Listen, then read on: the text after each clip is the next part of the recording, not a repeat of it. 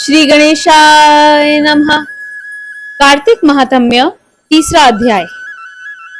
सत्यभामा ने पूछा, हे स्वामिन काल रूपधारी, आपके सभी वर्ष मास दिन आदि अंग प्रत्यंग एक समान महत्व रखते हैं, अतः कार्तिक मास सब मासों में श्रेष्ठ क्यों है?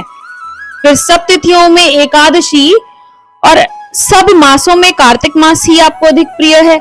हे देवेश, इसका कारण कहिए। श्री कृष्णचंद्र जी ने कहा, हे प्रिय, तुमने मुझसे बहुत अच्छी बात पूछी है। इस विषय में महाराजा वेन के पुत्र पृथु और नारद का संवाद कहता हूँ, उसे एकाग्र मन से सुनो।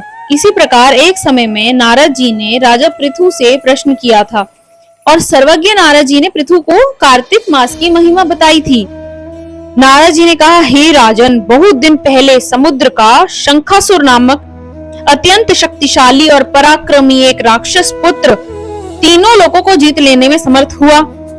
उस शंखासुर ने स्वर्ग लोक में रहने वाले देवताओं को जीतकर इंद्र आदि सभी को उनके अधिकारों से छीन लिया। उससे डरकर समस्त देवगण सुमेरु पर्वत की कंदराओं में अपनी स्त्री तथा कुटुंब के साथ बहु दिनों तक छिपे रहे। जब सब देवगण सुमेरु पर्वत की कंदराओं में आसन जमाकर निश्चिंत रहने लगे, तब वह राक्षस सोचने लगा कि यद्यपि मैंने सब देवताओं को जीत लिया है और इनका अधिकार छीन लिया है, तो भी ये लोग बलवान ही ज्ञात होते हैं। अतः अब हमको क्या करना चाहिए? आज मुझे ज्ञात हुआ है कि ये सब देवता वेद मंत्रों से बलवान हो रहे हैं।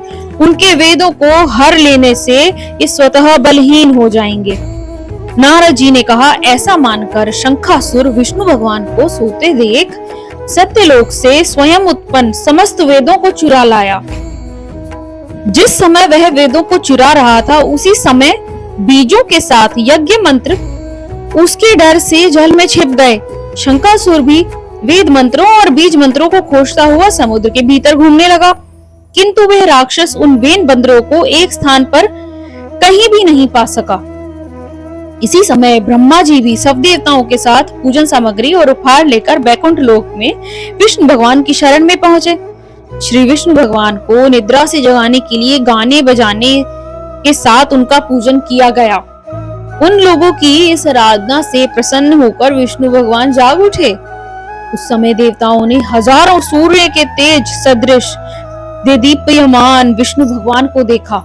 तत्पश्चात देवताओं ने विविध सामग्री द्वारा षोडशोपचार से विष्णु भगवान का पूजन करके पृथ्वी पर दंडवत किया। तब विष्णु भगवान ने उनसे कहा, हम आप लोगों की इस कीर्तन तथा मंगल गान से प्रसन्न हैं। आप लोग अपना अभीष्ट वर मांगे, मैं सहर्ष दूंगा। कार्तिक शुक्ल पक्ष की एकादशी पर्यंत प्रातः काल में जो सज्जन आप लोगों के समान कीर्तन और मंगल गान करेंगे, वो हमारे लिए अति प्रिय होंगे और शरीर त्याग कर वैकुंठ में आएंगे।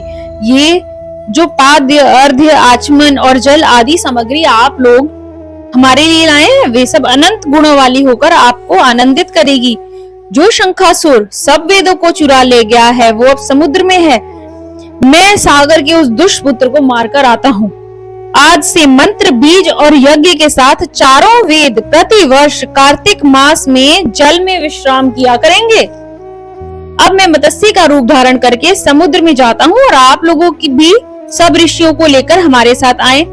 जो इस लोक के जो प्राणी कार्तिक में नित्य प्रातः काल में स्नान करेंगे, वे यज्ञांत में अवभृत स्नान के पुण्य फल के भागी होंगे।